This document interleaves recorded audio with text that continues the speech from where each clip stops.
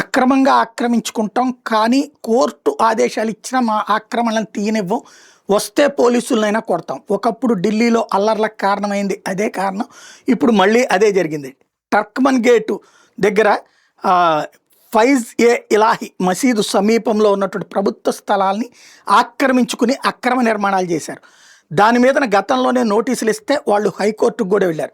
High court అప్పట్లో stay ఇచ్చి పూర్తిగా విచారించిన తర్వాత ఢిల్లీ మెట్రో కార్పొరేషన్ ఆఫ్ ఢిల్లీకి అదంతా కూడా వక్ఫ్ బోర్డు ఆస్తి అని చేసిన వాదన కాదు అని ఆధారాలతో నిరూపించేటప్పటికి దాన్ని తోసిపుచ్చింది కోర్టు.